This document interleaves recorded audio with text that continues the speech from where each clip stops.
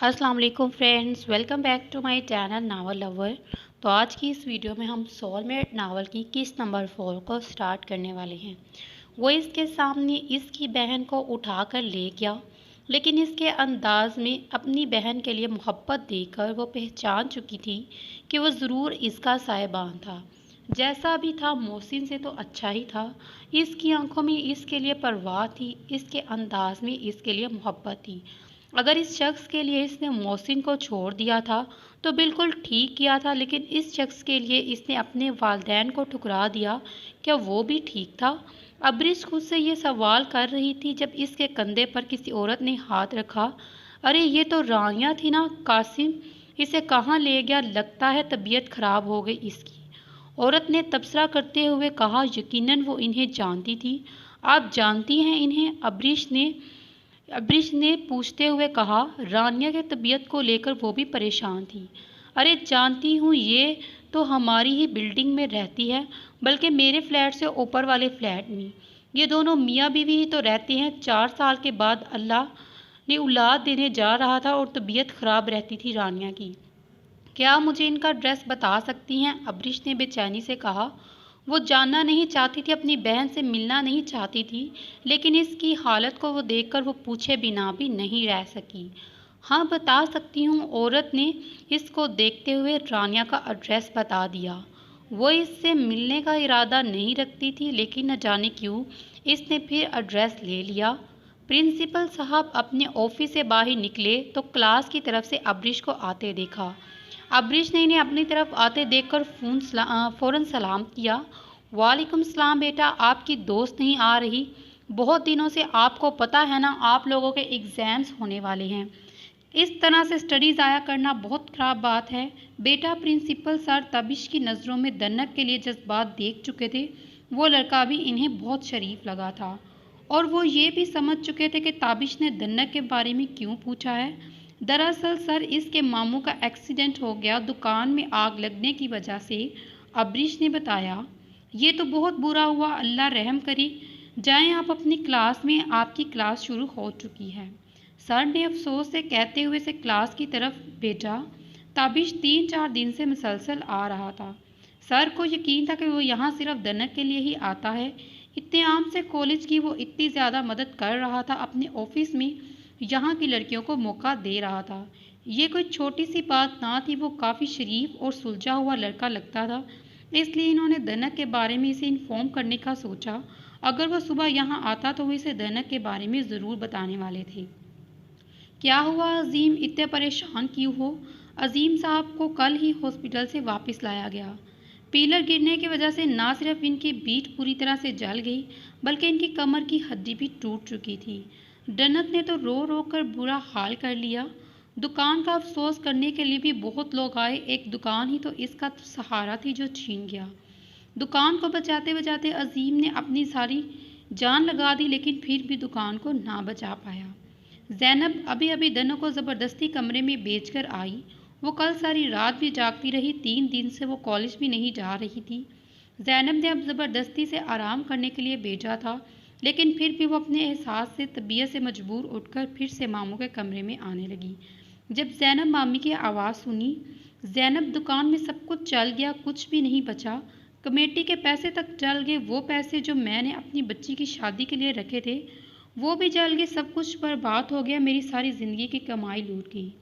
मामू परेशानी से बोल रहे थे। दनों को इस वक्त अंदर जाना ठीक ना लगा। आप परेशान ना हो, अभी दनक है ही छोटी सी, कर लेंगे, इसकी शादी भी हो जाएगी। पैसे आप पर परेशान ना हो। वो इतने परेशान देखकर इसके करीब आकर बोली।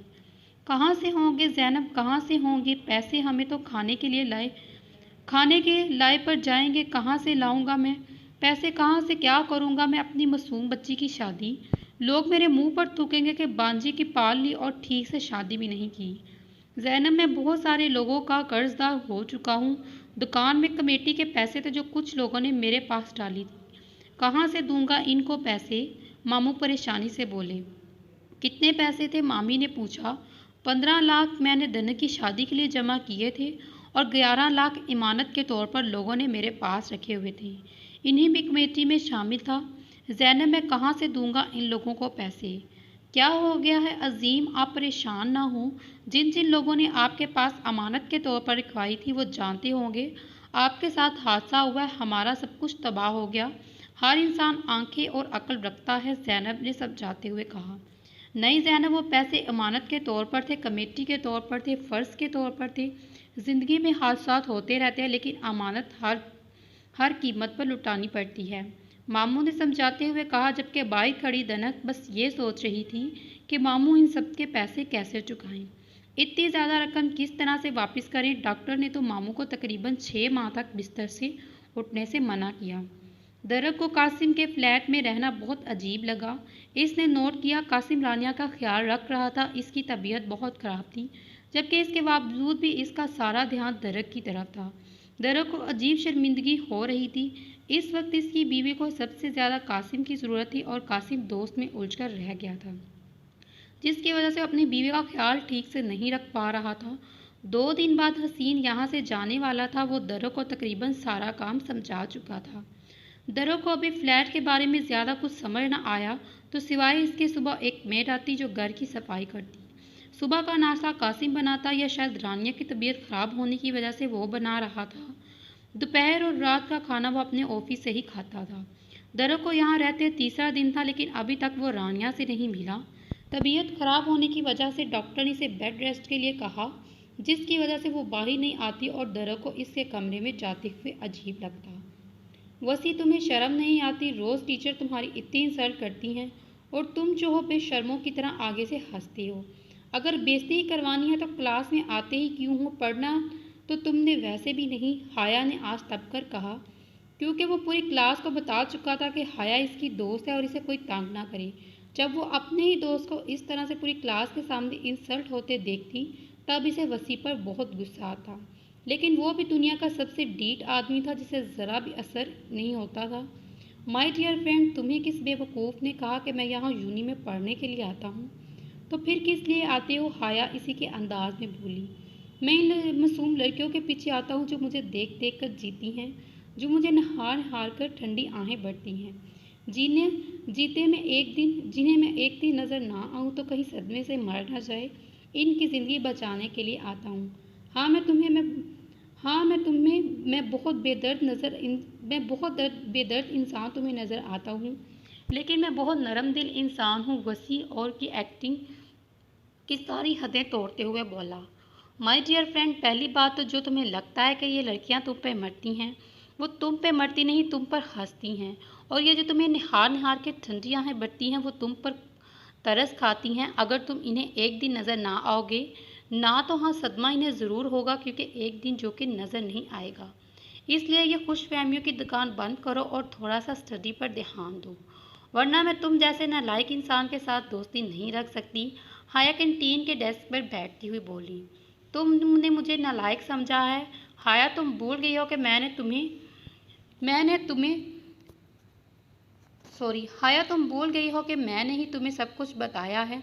मैंने तुम्हारी असाइनमेंट दी हैं और पिछले 15 दिन से इस एहसान को बार बार मुझ पर जितला रही हो।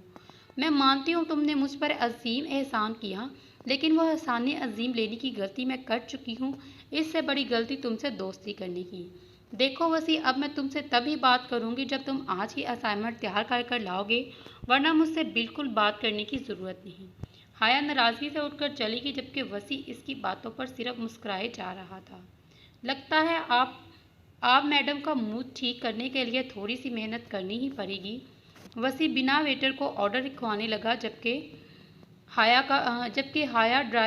का ड्राइवर आ चुका था और अब वो घर जाने वाली थी। घर में अजीब सी खामोशी थी। दनक चुप थी, ना कोई शरारत थी, ना कोई फरमाइश। इसकी खामोशी मामी बहुत शिद्दत से लूट कर रही थी। इन्हें तो अपनी हंसी खेलती दनक ही बहुत अच्छी लगती। मामू के एक्सीडेंट को आज 6 दिन गुजर चुके थे और इन अच्छे दिनों के बाद ही कुछ लोग पहुंचे और इनके मामू ने पैसे देने थे। यार रहील, तुम मेरा हाल तो देख रहे हो, कहाँ से ला कर दूँ मैं तुम्हें पैसे?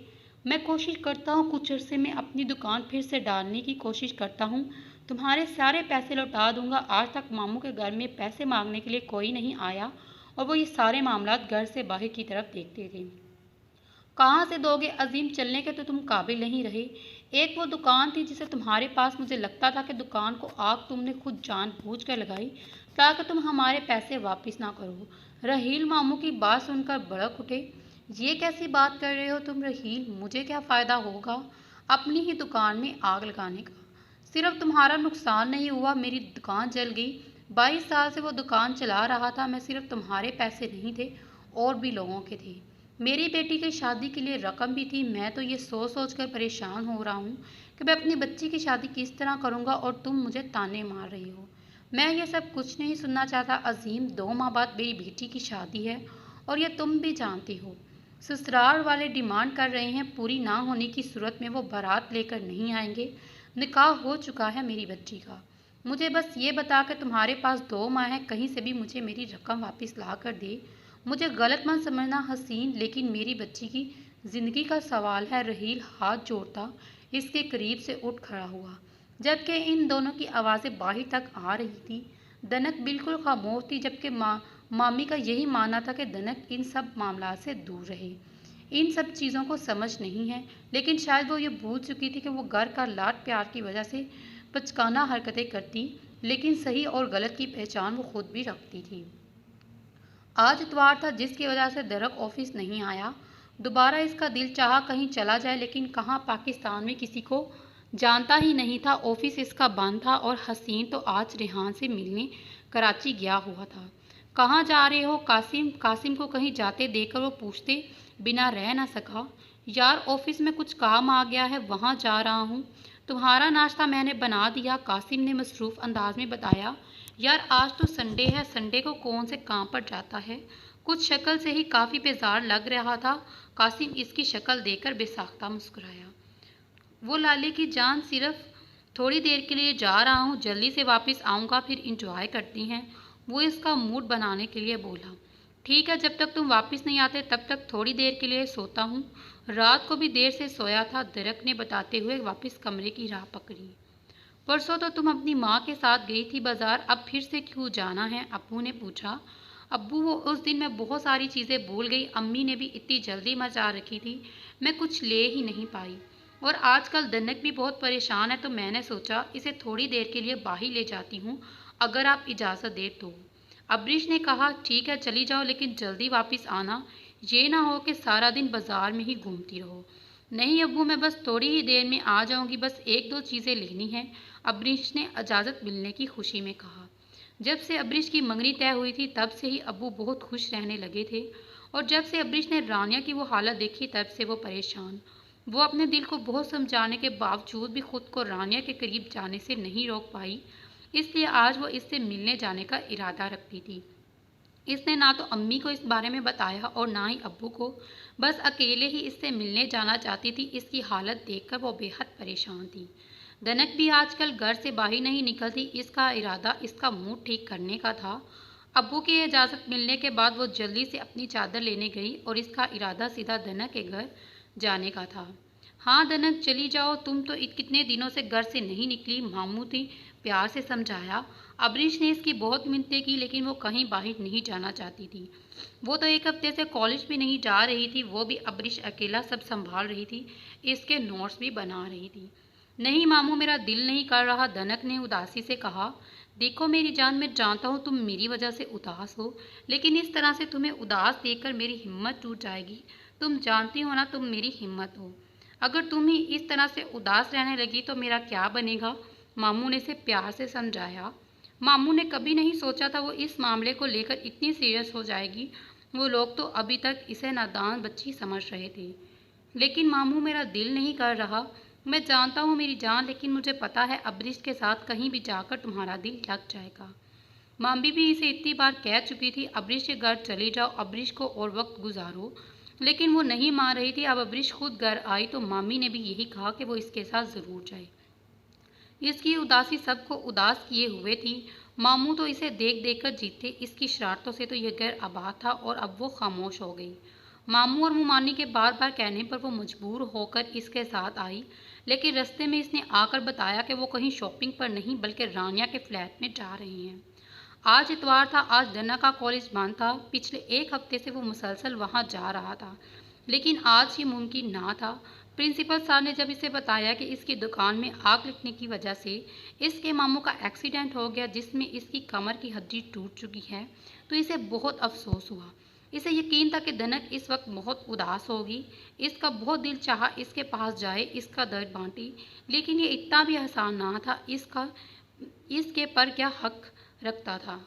और रिश्ता तो हक बनते हैं और रिश्ते तो हक बनते हैं, और इसके पास ना तो कोई रिश्ता और ना ही हक।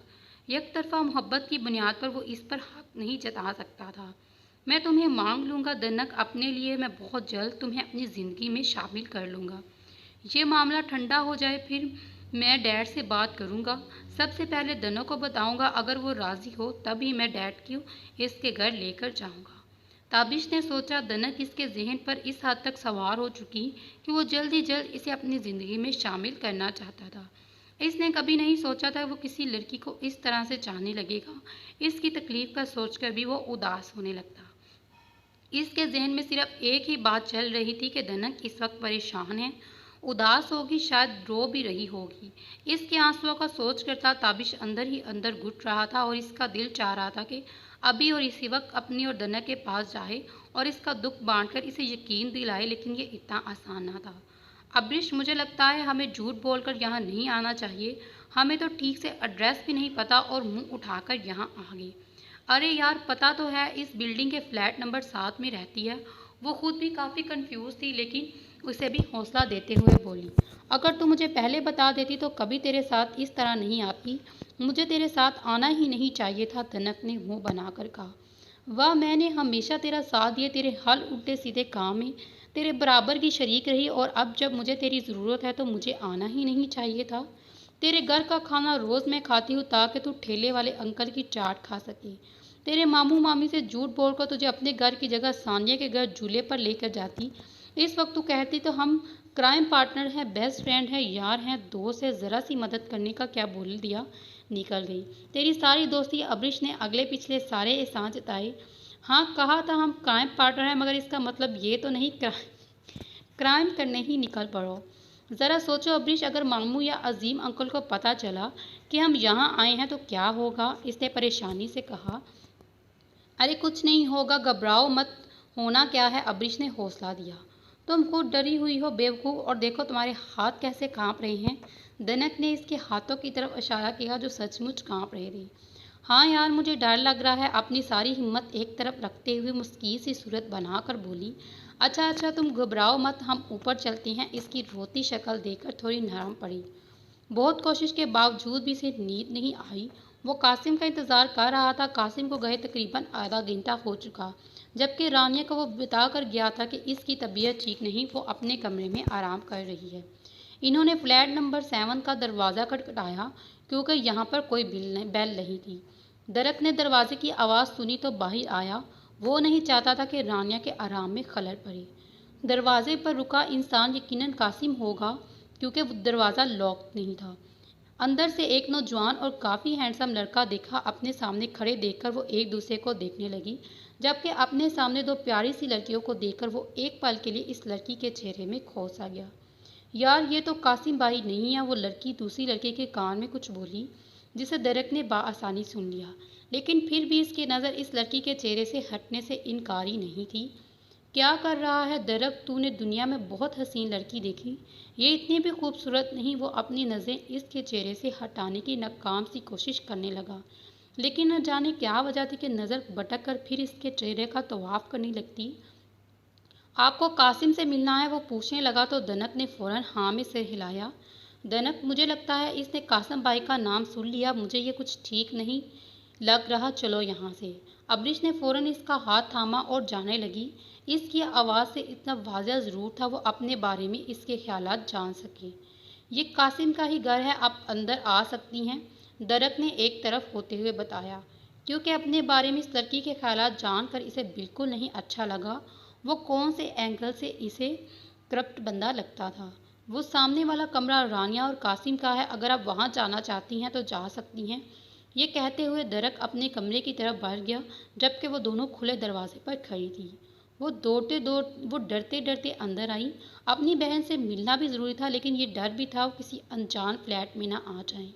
ये लड़का कासिम नहीं, ये बात तो वो समझ चुकी। अगर गलती से किसी गलत जगह पर आ गई तो न जाने इसके साथ क्या होगा।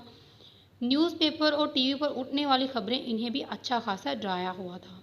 यार शक्ल से तो किडनैपर नहीं लगता, चलो अंदर चलते हैं, दनक ने कहा जबकि दरक अपने कमरे की तरफ जा चुका था। अब्रीश ने हिम्मत करके दनक का हाथ थामा और फ्लैट के अंदर कदम रखा, लेकिन दरवाज़ा बंद नहीं किया। हो सकता है कुछ गड़बड़ हो और भागने के लिए भी वो दोनों तैयार थी। वो दोनों दरक के इशारा करता कमरे की तरफ आई और आहिस्ता से दरवाज़ा खोला तो सामने बेड पर ही इसकी पर वो तकिए के सहारे बैठी हुई थी। इसे देखते ही अब्रीश भागकर इसके करीब आई और इसके सीने से लग गई। अपनी बहन को अचानक यहाँ देखकर पहले तो परेशान हुई, इससे इस तरह से रोते देखकर हौसला देने लगी। आज तो खुशी का दिन था कि इसकी बहन इसे मिलने आई, लेकिन फिर इसकी आंखों में नमी उतर चुकी थी। 4 साल बाद वो अपनी गुड़िया को अपने सीने से लगा रही थी। दनक काफ़ी देर तक इन दोनों को ऐसे ही गले लगते देख रोते हुए देखती रही। फिर इनकी त्वचा अपनी तरफ मुतवज्जा करते हुए बताया कि मैं भी यहाँ हूँ और मैं भी आपकी ही बहन हूँ। इसके इस तरह से कहने पर रानिया ने अपना दूसरा बाजू फैलाया, जिसे देखकर वो फौरन इसके करीब आई। अम्मी अब्बू कैसे हैं? अब भी सब कुछ ठीक है ना? रानिया ने खुद से अलग करते हुए पूछा। हम छुप कर आए हैं रानी, आप भी सिर्फ आपसे मिलने के लिए। घर में किसी को पता नहीं है कि हम यहाँ आए हैं, दनक ने फौरन बताया। जिस पर रानिया ने अब्रीश को देखा। वो इतनी बहादुर तो कभी नहीं थी, लेकिन शायद बहन की मोहब्बत इसे यहाँ खींच लाई। रानिया ने एक बार फिर से इसे अपने सीने से लगा लिया। इन दोनों लड़कियों को कमरे की तरफ बेचकर वो यहाँ से आ गया, लेकिन न जाने क्यों इस लड़की को देखने के बाद इसका दिल किसी और चीज़ में लग ही नहीं रहा था। वो इतनी खूबसूरत तो ना थी और ना ही दरक इतना दिल फेंक। वो तो इन लड़कियों के पास जाता जो खुद इसके लिए मरती और इसके पीछे आती। और इस लड़की ने तो इसे मुड़कर देखा तक ना। इस लड़की ने तो इसके कपड़ों को देखा ना था और ना ही इसके ब्रांडेड चीज़ों को, यहाँ तक कि वो इसकी डैशिंग लुक को भी नज़रअंदाज कर गई। फिर भी न जाने इस लड़की में ऐसा क्या जो दरक को आज तक किसी और लड़की में ना दिखा। जाने क्यों इसका दिल चाह रहा था वो इस लड़की का दिल अपनी तरफ साफ करे और इसे खुद जाकर बताए वो कोई किडनैपर नहीं, बल्कि वो तो इसके घर में है और एक मेहमान है। लेकिन ये बात तो वो खुद भी जान चुकी होगी, लेकिन फिर भी इसका दिल चाह रहा था कि इससे बातें करें। थोड़ी देर कमरे में बेचैन टहलने के बाद इसे कासिम की आवाज़ सुनाई दी, जिसे इसे बाहर निकलने का बहाना मिल गया और फौरन ही कमरे से बाहर आया। कासिम रानिया का कमरा खुला देखकर उधर जा रहा था जब दरक को कमरे से बाहर निकलते देखा।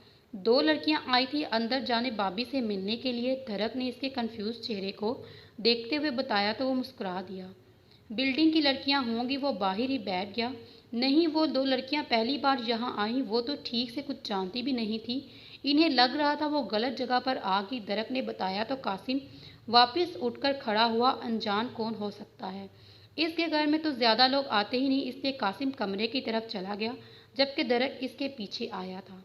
न जाने क्यों इस लड़की को देखकर इसकी बेचैनी बढ़ती चली गई।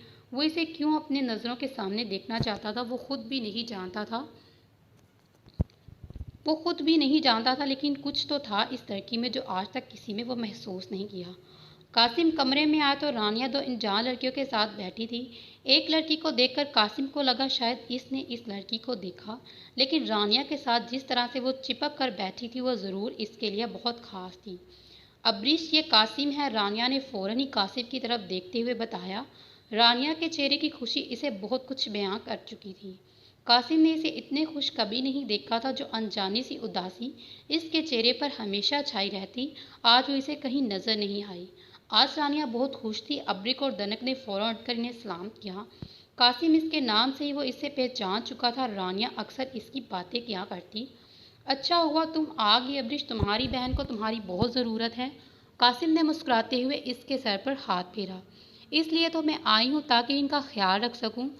आज तो छुप के आई हूँ, लेकिन अगली बार इजाज़त मांग कर आऊँगी, अब्रिश ने मुस्कुराते हुए कहा। जबकि यहाँ पर तकरीबन सभी लोग जानते थे कि इसे इजाज़त नहीं मिलेगी, लेकिन फिर भी इसका दिल रखने के लिए कासिम मुस्कुरा दिया। तुम बैठो, तुम लोगों के लिए चाय बना कर लाता हूँ। इसकी बात सुनकर अब्रिश कसे देखने लगी। आप क्यों चाय बनाएंगे भाई, मैं चाय बनाती हूँ। नहीं तुम चाय बनाओगी क्योंकि आज तुम यहाँ पर मेहमान हो। एक दिन मेरे हाथ की चाय पी लो यार, इतनी भी बुरी चाय नहीं बनाता, कासिम ने मजाकिया कहा तो दनक खिलकर मुस्कुराई। आपको पता है मैंने न सिर्फ नावलों में हीरो को हीरोइन के लिए चाय बनाते देखा, बट यहाँ तो रियल लाइफ में हुआ। दनक के इख्तियार कहने पर कासिम और दरक कहका लगा बैठे, जबकि इन दोनों के इस तरह से हंसते दनक शर्मिंदा हो गई। फिर कासिम सबके लिए चाय बना कर लाया। कासिम बेहतरीन चाय बनाता, अब्रिश को भी इसकी तारीफ करनी पड़ी, जबकि दरक हर चीज़ बुलाए सिर्फ अब्रिश को नज़रों के हिसार में लिए था। इसे लग रहा था जैसे दुनिया बहुत खूबसूरत है, आज से पहले इसने ऐसा कभी महसूस ना हुआ। सामने बैठी लड़की में ऐसा क्या था जो इसके किसी और में ना देखा। इसे ज़िंदगी इतनी खूबसूरत कभी ना लगी, एक ही दिन में इसे कुछ क्या हो गया। इसका दिल क्या चाह रहा था ये लड़की कभी इसकी आंखों से ओझल ना हो।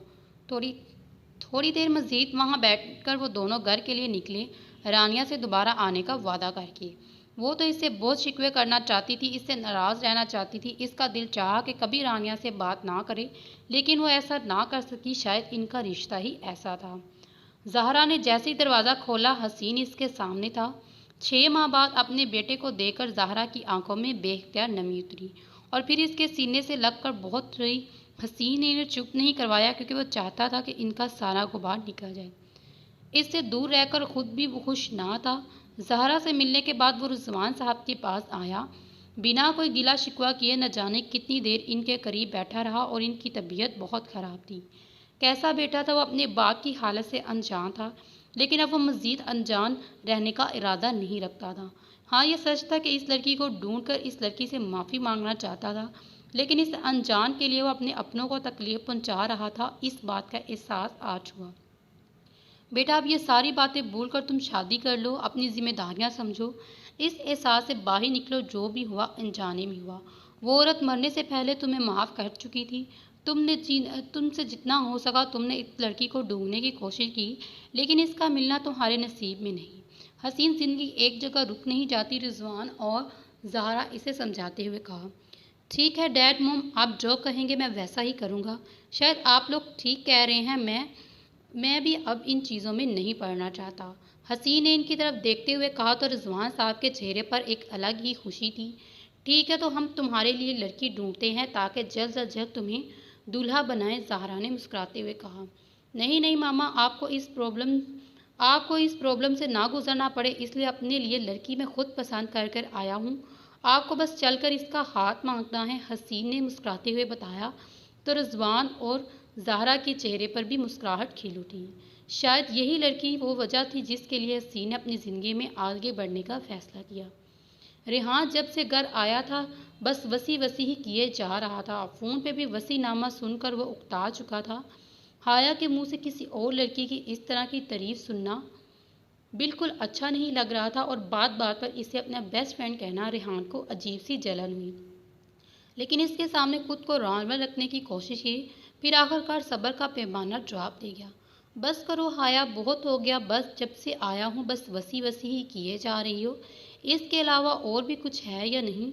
जब से आया हूँ तुमने एक बार भी नहीं पूछा रेहान आप कैसे हैं, एक बार नहीं पूछा आपने कुछ खाया भी किया नहीं, सफ़र कैसा रहा? हाया मैं जानता हूँ वसी तुम्हारा दोस्त है, लेकिन इसके अलावा भी तो कुछ है, और मुझे ये वसी बिल्कुल भी पसंद नहीं। तुम्हारा बेस्ट फ्रेंड मैं हूँ, अगर तुम भूल गई तो जितनी जल्दी हो सके याद कर लो। मैं इसे सख्ती से कहता उठकर अंदर चला गया, जबकि इसके गुस्से को देखकर हाया परेशान होगी। क्या वाकई ही वसी वसी किए जा रही थी? वसी इसका दोस्त है, इसमें इतना बुरा मानने की क्या बात थी? हाया ने परेशानी से सोचा। फिर इसे मनाने के लिए खुद ही शाम में इसके लिए कुछ इसका फेवरेट बनाने लगी ताकि इससे राज़ी हो जाए। लेकिन आज इसके गुस्से के बाद इसे एक बात का अंदाज़ा लगा लिया कि वसी पसंद नहीं है इसे, इसलिए अब रेहान के सामने वो कभी वसी का जिक्र ना करने के बारे में सोच चुकी थी। तो ये वाला पार्ट यहाँ पे कंप्लीट होता है। मिलते हैं अगली वीडियो में। अल्लाह हाफिज़, टेक केयर।